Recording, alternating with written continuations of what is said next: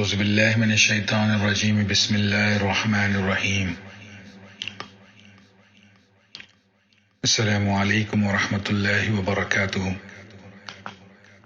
الحمد للہ نحمده ونستعینه ونستغفره ونؤمن به ونتوکل علیہ ونعوذ باللہ من شرور انفسنا ومن سیئات اعمالنا من يهدي الله فلا مضل له ومن يضلل فلا هادي له ونشهد أن لا إله إلا الله وحده لا شريك له ونشهد أن محمدا عبده ورسوله إن الله ملائكته يصلون على النبي يا أيها الذين آمنوا صلوا عليه وسلموا تسليما اللهم صل على سيدنا محمد بعد من صلى والصام اللهم صل على محمد وعلى آل محمد بعد الدمن قعد وقام لا الہ الا اللہ محمد رسول اللہ اشہد ان لا الہ الا اللہ وحدہ لا شریک لہ ونشہد ان محمدا عبدہ ورسولہ آمنت باللہ وملائکتہ وکتبہ ورسلہ والیوم الآخر والقدر خیرہ وشرہ من اللہ تعالی والبعث بعد الموت آمنت باللہ کما ہوا باسمائہ وصفاتہ وقبلت جمیع اکملہ اقرار بالاحسان وتصدیق بالقلب۔ سب تعریفیں اللہ تعالیٰ کے لیے ہیں، لا تعداد اور بے حساب درود و سلام اللہ کے نبی آقا محمد صلی اللہ علیہ وسلم پر، لاکھوں کروڑوں دعائیں ان صحابہ، اہل بیت، تابعین، تبع تابعین، اولیاء اکرام اور علماء کے لیے جن کی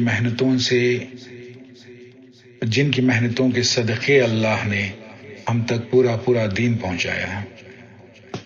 اللہ ان تمام علماء اولیاء کی مغفرت فرمائیں جو اس دنیا سے رخصت ہو چکے ہیں۔ اللہ ان کی قبروں پر کروڑوں رحمتیں فرمائیں۔ جو علماء اولیاء زندہ ہیں اللہ ان کو لمبی زندگی عطا فرمائیں اور ہمیں ان کی علم اور دانیت سے فیض حاصل کرنے کی توفیق نصیب فرمائیں، آمین یا رب العالمین۔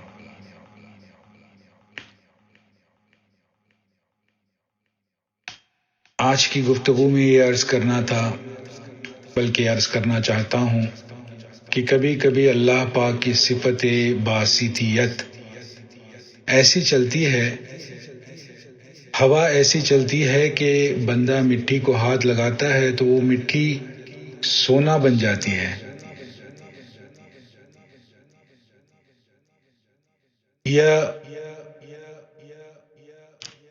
یہ سب اللہ کے کرم ہے،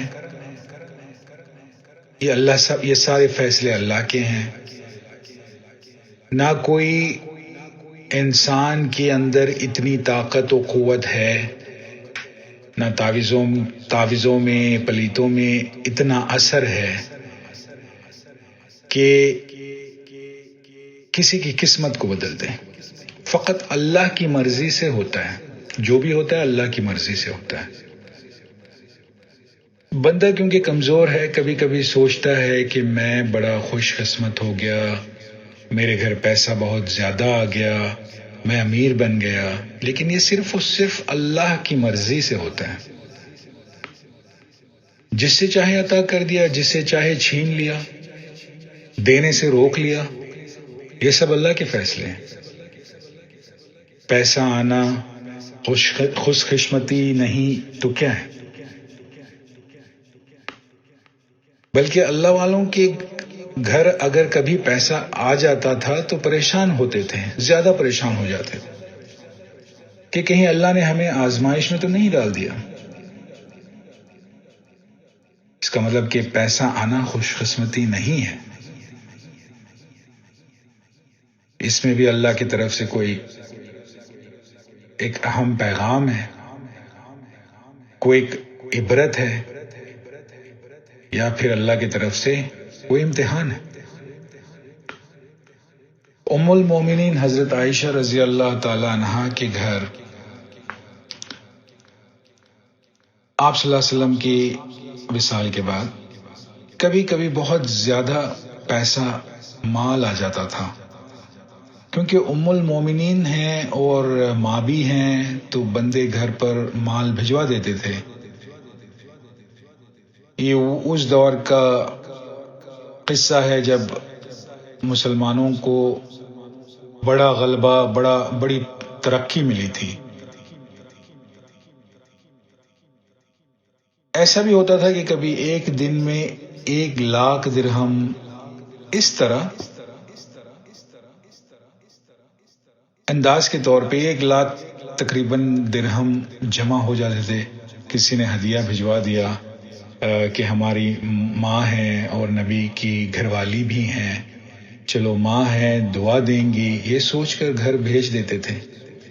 لیکن معاملہ یہ تھا کہ شام ہوتے ہوتے گھر پر 1 درہم بھی نہیں بچتا تھا، سب کچھ غریبوں میں تقسیم ہو جاتا۔ کبھی ایسا وقت بھی آیا کہ روزہ رکھ کے افطاری کے وقت کھانے کے لیے کچھ نہیں ہے، بلکہ چند کھجور تک بھی نہیں، وہی سوکھی روٹی اور اس کے علاوہ اور کچھ نہیں بچتا تھا۔ تو ایک دن خادمہ نے ان سے عرض کیا کہ ام المومنین آج یہ 1,00,000 درہم آئے تھے، اگر آپ چاہتی تو کچھ رکھ لیتی اپنے آپ کے لیے کہ افطار میں کام آ جاتا، کچھ کھانے کا بندوبست ہو جاتا۔ تو اماں عائشہ کہنے لگی کہ جانتی ہو یہ کس کا گھر ہے؟ میں جس نبی کی گھر والی ہوں، میں نے تو سیکھا ہی نہیں دولت کو رکھنا، یہ تو سانپ اور بچھو سے زیادہ زہریلی ہے، اس کو میں کیوں اپنے پاس رکھوں؟ یہ ان کی سوچ تھی۔ ہاں کبھی کبھی اللہ کی صفت یہ باسیت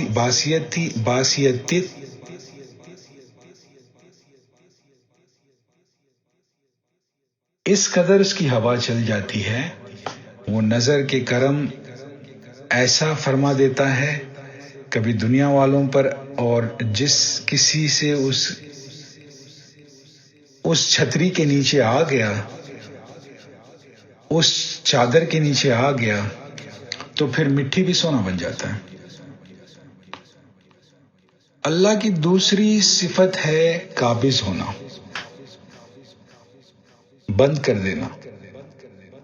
تو کبھی کبھی اللہ کی وہ صفت بھی چل جاتی ہے تو اس پر رزق کے دروازے بند ہو جاتے ہیں۔ ایک صفت باسطیت ہے اور ایک صفت قابضیت ہے، قابض ہونا۔ بندہ سمجھتا ہے کہ کسی نے جادو کر دیا، تعویذوں والے عامل، تو پھر اس کو اور ڈرا دیتے ہیں کہ تیرا فلانا نے ایسا کر دیا، ویسا کر دیا، تو مجبوراً بندہ اس کی مان لیتا ہے۔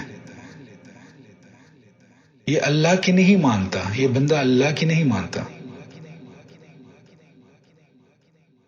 اللہ کہہ رہا ہے میرے بندے، میں رزق بند کر رہا ہوں، لیکن بات اس بندے کے پلے نہیں پڑتی۔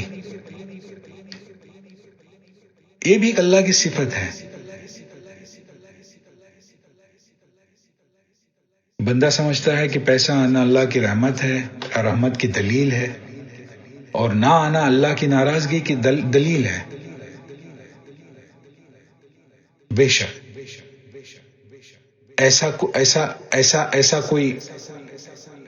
ایسی کوئی بات ہی نہیں ہے۔ اگر پیسے پر، دولت پر اللہ کی رحمت ہوتی تو جتنا سونا چاندی ہیرے جواہرات ان کی طرف اللہ نے رحمت کی نظر سے دیکھنا ہی نہیں۔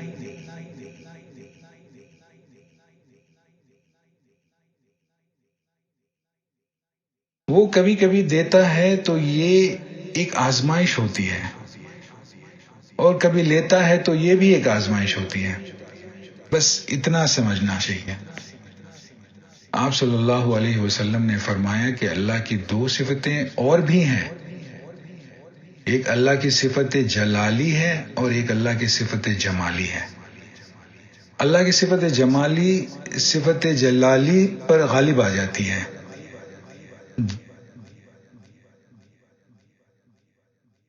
حضرت ابو حسن قرخانی رحمۃ اللہ علیہ کا ایک واقعہ گزرا۔ یہ سلطان محمود غزنوی کے پیر تھے، بڑے جلیل اور قدر اولیاء گزرے ہیں ماضی میں۔ حضرت باعزید بستامی رحمۃ اللہ علیہ کے یہ روحانی خلفاء میں سے ہیں، اور حضرت ابو الحسن قرخانی رحمۃ اللہ علیہ ایران کے ایک علاقے سے ان کا تعلق ہے، میرے خیال سے وہ گاؤں کا نام کارخان تھا۔ ایک مرید ان سے ملنے آیا تو گھر چلا گیا، یہ سوچ کر کہ حضرت گھر پر ہوں گے تو ملاقات ہو جائے گی۔ گھر پر جا کے دروازہ کھٹکھٹایا تو اندر سے حضرت کی گھر والی نے جواب دیا، وہ کہا کہ وہ گھر پر نہیں ہے۔ پھر مرید پوچھنے لگا کہ کدھر گئے ہوں گے۔ اب بیوی کا مزاج جلالی تھا تو کہنے لگی کہ ایک بار بتا دیا تو سمجھ لو کہ گھر پہ نہیں ہے تو نہیں ہے، جاؤ کہیں باہر ڈھونڈ لو۔ مرید پھر پوچھنے لگا کہ آخر ہوں گے کدھر اس وقت؟ تو بیوی نے غصے سے کہہ دیا، تیرے پیر کی تو ایسی کی تیسی اور تیری بھی ایسی کی تیسی۔ وہ کوئی پیر ہے جسے ڈھونڈتے ہوئے تم یہاں تک پہنچ گئے ہو؟ چلو دفع ہو جاؤ یہاں سے۔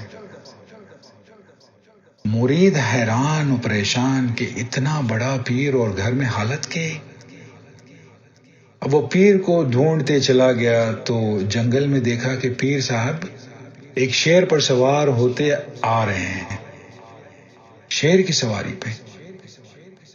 جیسے نزدیک آئے تو سلام کیا اور پیر صاحب سے پوچھنے لگا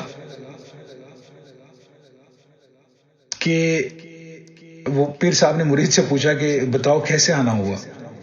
مرید کہنے لگا، حضرت وہ تو ٹھیک ہے، پہلے یہ بتاؤ کہ آپ کے گھر کی حالت ہی ہے۔ اور اس نے وہ سب واقعہ سنایا کہ میں گھر گیا ہوا تھا اور لگا کہ آپ سے ملاقات گھر پر ہو جائے گی، تو آپ کی بیوی نے ایسا کہہ دیا۔ تم کیسے گزارا کر لیتے ہو؟ یہی آپ کی عزت ہے، کیسے گزارا کرتے ہو؟ اس عورت کی اس جلال کو برداشت کر جانے کی وجہ سے اللہ نے مجھے پیر اور اولیاء کا مقام عطا کر دیا۔ حضرت نے کہا کہ اس عورت کی جلال کو برداشت کرنے کی وجہ سے اللہ نے مجھے پیر اور اولیاء کا مقام عطا کر دیا۔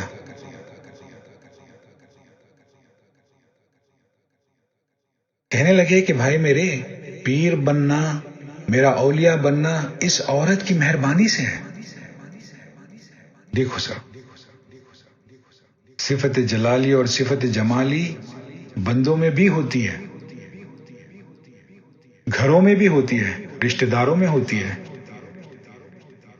کسی کے 4 بچے ہیں تو ہر کسی کا مزاج الگ ہوتا ہے، کوئی ٹھنڈا ہے، کوئی گرم ہے۔ یہ تقسیم خداوندی ہے۔ تو کہنے لگے کہ بھائی میرا پیر بننا اس عورت کی مہربانی ہے، اس کا صدقہ ہے۔ ایک اور واقعہ مجھے یاد آ گیا، حضرت خواجہ جانے جانا رحمۃ اللہ علیہ، بڑے اللہ کے ولی گزرے ہیں ہندوستان میں، نقش بندی بزرگ تھے۔ حضرت خواجہ نور محمد بدیونی رحمۃ اللہ علیہ کے خلفاء میں سے تھے اور ایک مغل خاندان کے بھی تھے۔ یہ مغل خاندان سے تعلق تھا ان کا، حضرت خواجہ جانے جانا رحمۃ اللہ علیہ اورنگزیب عالمگیر کے رشتہ دار تھے۔ ان کا نام بھی جانے جانا اورنگزیب عالمگیر نے رکھا تھا۔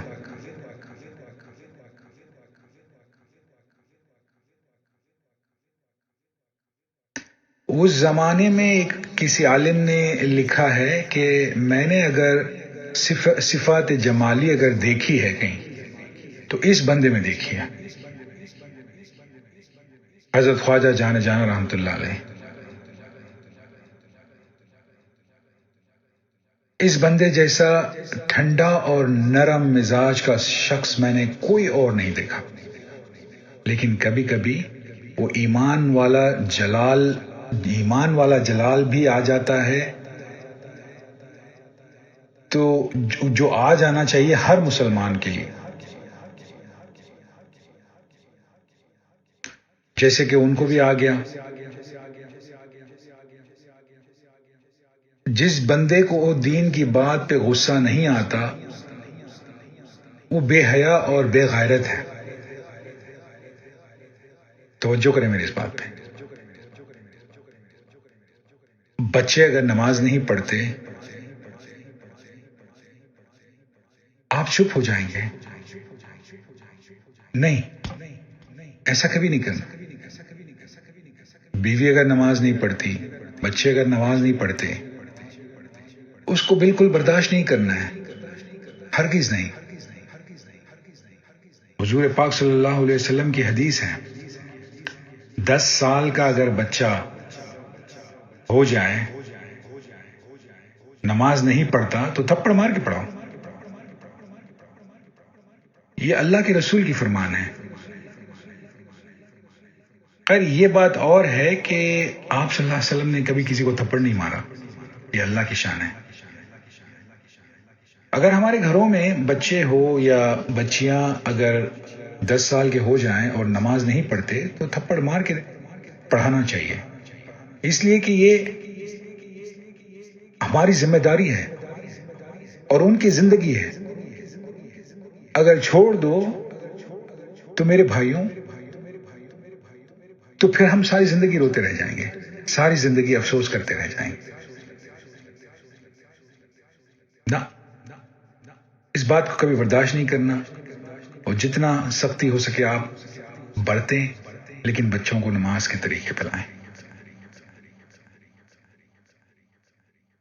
تو میں کہہ رہا تھا کہ ایک دن اورنگزیب عالمگیر حضرت جانے جانا رحمۃ اللہ علیہ سے ملاقات کرنے کے لیے ان کو ملنے کے لیے ان کے گھر آ گیا۔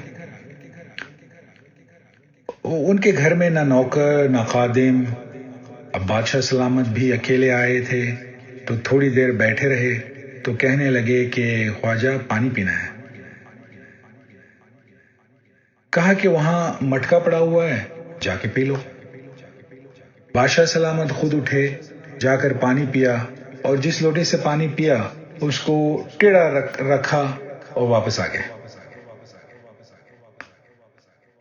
جب جانے لگے تو کہنے لگے خواجہ اگر اجازت ہو تو کسی خادم یا نوکر کو بھجوا دوں؟ تو حضرت نے کہا کہ کوئی نوکر کوئی خادم۔ تو پھر بادشاہ سلامت یہ جواب دینے لگے، بادشاہ سلامت رہنے دیں، جس بادشاہ کو لوٹا سیدھا رکھنا نہیں آتا اس کے خادم کو بھی کیا پتا ہوگا کہ پانی کے لوٹے کو کس طرح رکھنا ہوگا۔ کبھی کبھی کہنے سے بھی بات نہیں بنتی، کر کے دکھا دو، بات بن جاتی ہے۔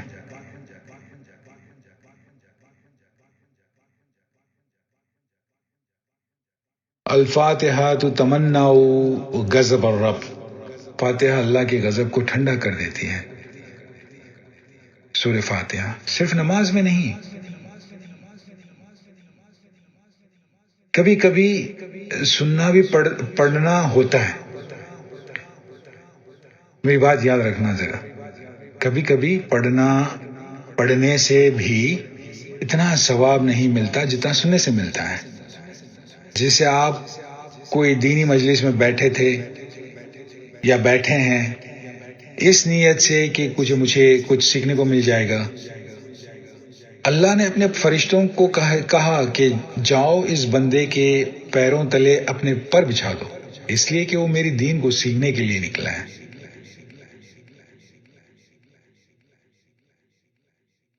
یہ شریعت کے مسائل کبھی کبھی استاد سے زیادہ شاگرد کو ثواب مل جاتا ہے۔ تو اللہ کے غضب اور جلال کی ہوا دنیا میں جب بھی چلتی ہے،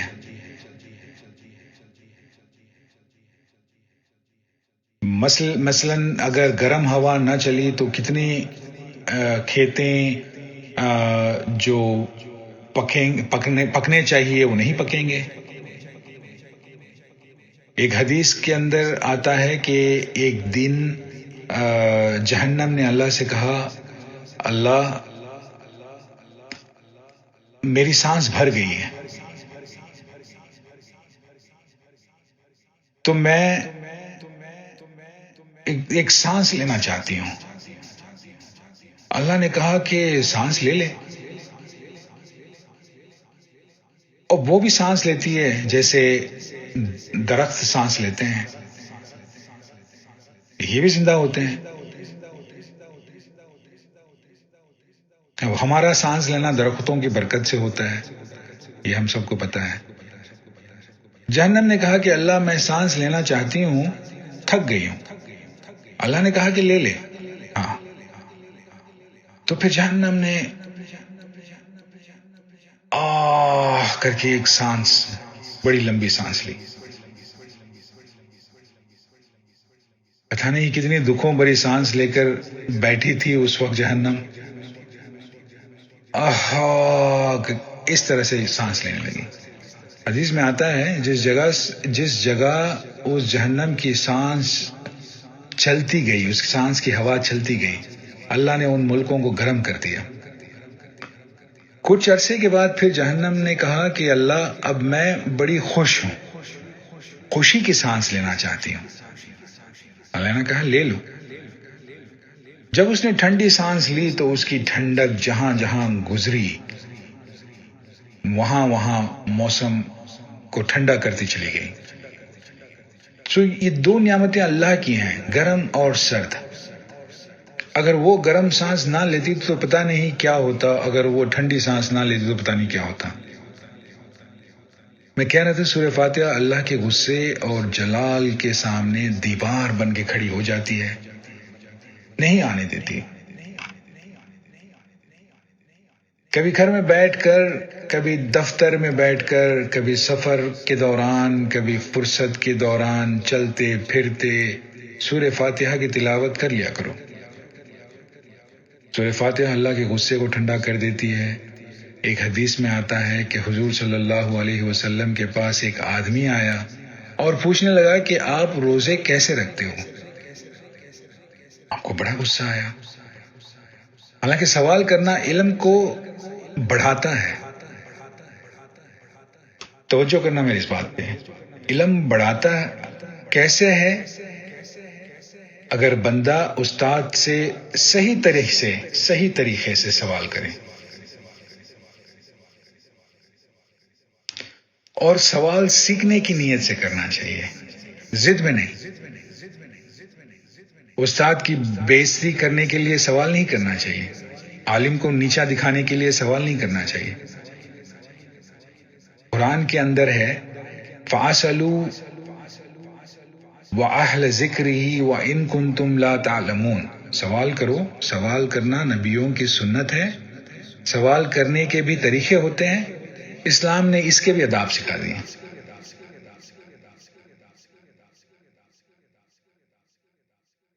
تو وہ آیا بیٹھا تو حضور صلی اللہ علیہ وسلم سے ایسے سوال کرنے لگا۔ سوال کرنے کے کہ آپ روزے کیسے رکھتے ہیں؟ حضور کو جلال آ گیا کہ نبی سے سوال کرنے کا آداب اور طریقہ بھی تو ہوتا ہے، اس کو یہ بھی نہیں پتا۔ میرے شاگرد ہیں، اتنا عرصہ ہو گیا کہ اس کو سوال کرنے کا طریقہ بھی نہیں آیا۔ چہرہ مبارک سرخ ہو گیا، لال۔ اب حضرت عمر کی نظر پڑ گئی۔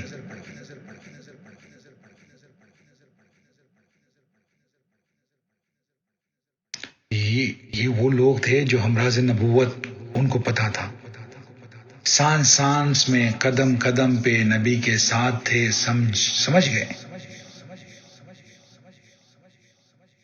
کہ آپ صلی اللہ علیہ وسلم کو غصہ آ گیا. کہنے لگے ضرور ضرور.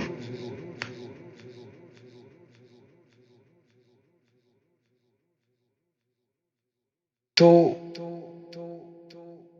اس دوران انہوں نے کہا کہ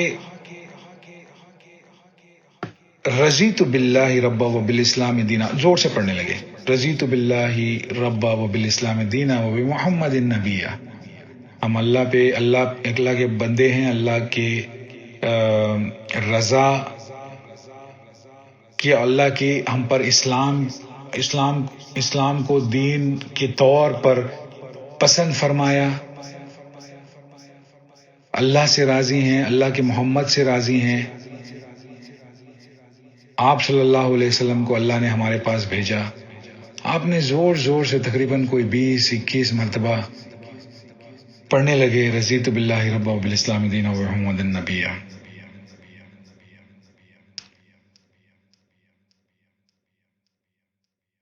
عالم کو بھی غصہ آتا ہے، نبی کو بھی غصہ آتا ہے.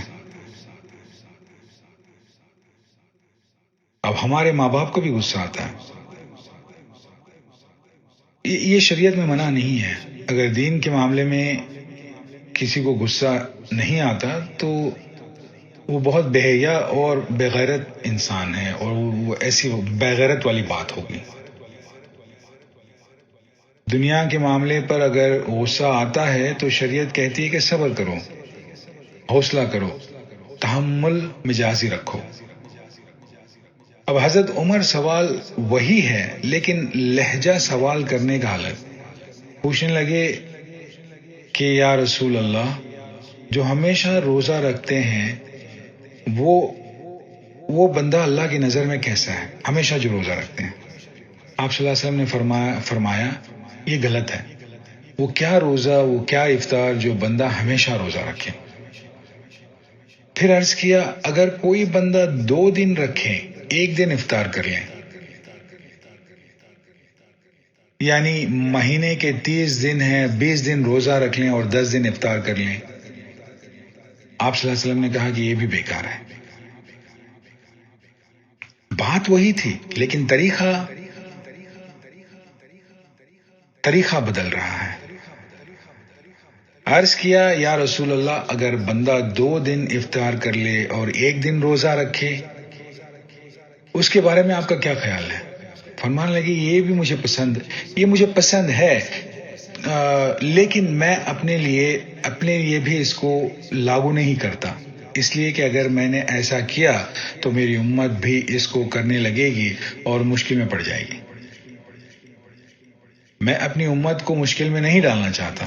اب حضرت عمر کہتے ہیں یا رسول اللہ اگر کوئی بندہ 1 دن روزہ رکھ لے اور 1 دن افطار کر لے تو فرمایا یہ بھی اللہ نے داؤد علیہ السلام کو طاقت دے رکھی تھی کہ جن کی طاقت سے لوہا بھی پگھل جاتا تھا، وہ لوہے کو بھی موڑ دیتے تھے. کسی کے پاس اتنی طاقت نہیں ہوگی.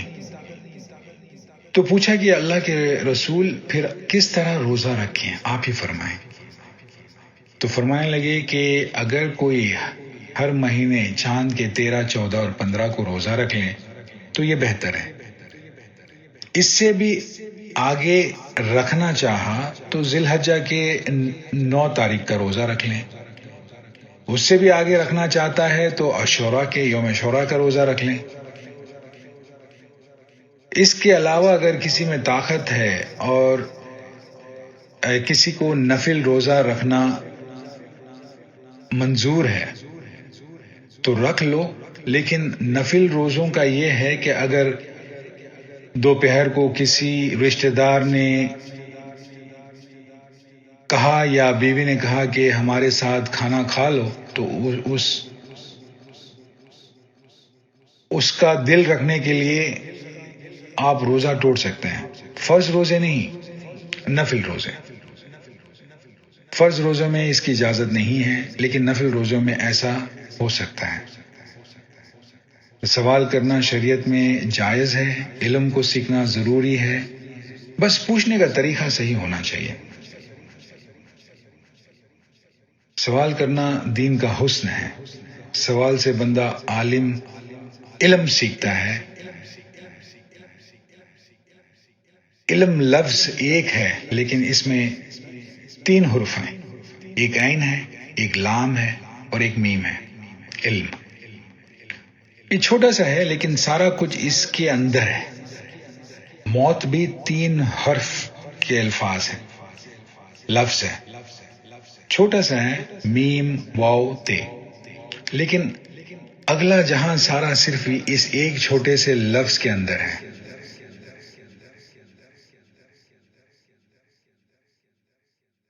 عین عدد کی ہے، لام اللہ کی ہے اور میم محمد کی ہے۔ علم وہ ہے جو اللہ کو اور محمد کو عادت بنا لیتے ہیں۔ ایک کوئی عالم گزرے جنہوں نے قرآن کی تفسیر لکھی جن پر کوئی نقطہ نہیں، ایسے بھی لوگ تھے۔ اس میں کیا ہوتا ہے کہ بندے گمراہ ہو جاتے ہیں۔ میں کہہ رہا تھا کہ فاتحہ اللہ کے غضب اور غصے کو روک دیتی ہے۔ فاتحہ ہے کہ نماز میں ہم ہر وقت پڑھتے ہیں۔ یہ ہے کیا؟ اللہ کی تعریف۔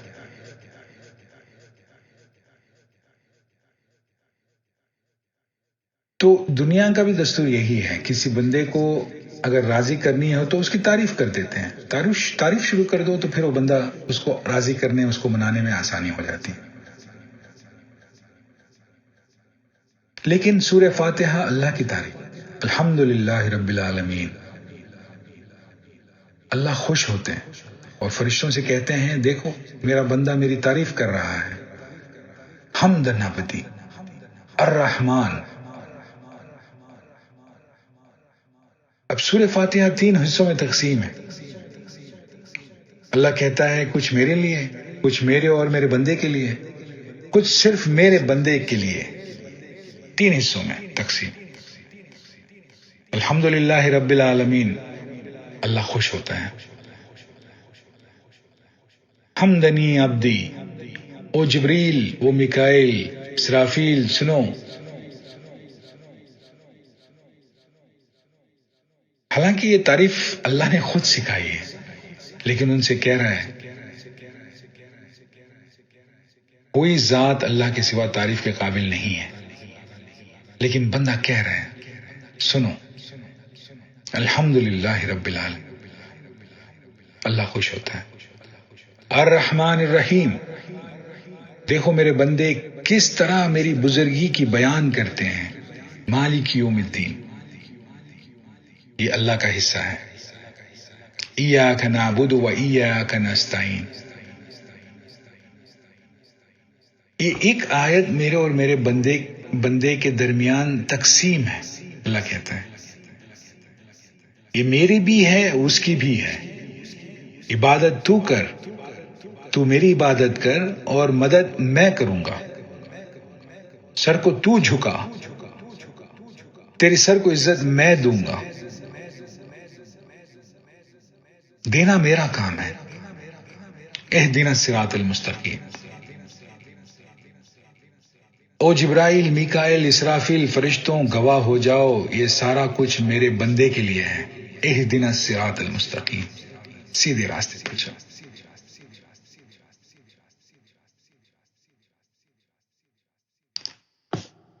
تو میرے اور آپ کے نبی صلی اللہ علیہ وسلم نے فرمایا کہ جیسے یہ حصے تقسیم ہو رہے ہیں، جمعہ والے کے دن جب کوئی سب سے پہلے مسجد میں آتا ہے تو اللہ اس کو ایک اونٹ کی قربانی کا ثواب دیتے ہیں۔ دوسرا نمبر پہ جو آ گیا اس کو گائے کی قربانی کا ثواب ملتا ہے، نبی صلی اللہ علیہ وسلم نے فرمایا۔ اسی طرح تیسرے کو بکرے کا ثواب ملتا ہے۔ اب یہ قربانیوں کا سلسلہ جب تک چلتا رہتا ہے جب تک جمعہ کا دوسرا خطبے کی اذان نہ ہو جاتی، تب سب کچھ بند ہو جاتا ہے۔ تو اس کے بعد جو آیا وہ آیا، نہ آیا وہ نہ آیا، اسے اس کے برابر ہے۔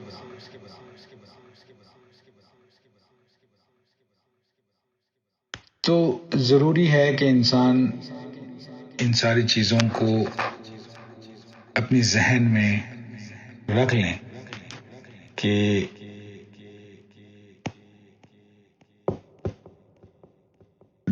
سورہ فاتحہ کی تلاوت کرتے رہیں توجہ کے ساتھ، اس کو پڑھیں، کیونکہ وہ اللہ کے غضب کو روک لیتی ہے، اللہ کے غصے کو روک لیتی ہے۔ کبھی کوئی مشکل ہو جائے،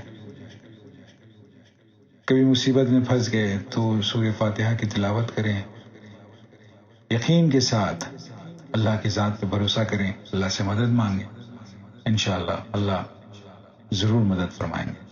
اللہم صلی علی سیدنا محمد مبارک صلی علیہ وسلم۔ ربنا تقبل منا انک انت السمیع العلیم، ربنا وجعلنا مسلمین لک ومن ذریاتنا امة مسلمة لک وارنا مناسکنا وتوب علینا انک انت التواب الرحیم، ربنا آتنا فی الدنیا حسنة وفی الآخرة حسنة وقنا عذاب النار، ربنا افرغ علینا صبرا وثبت اقدامنا وانصرنا علی القوم الکافرین۔ اے اللہ ہم سب کی حفاظت فرما،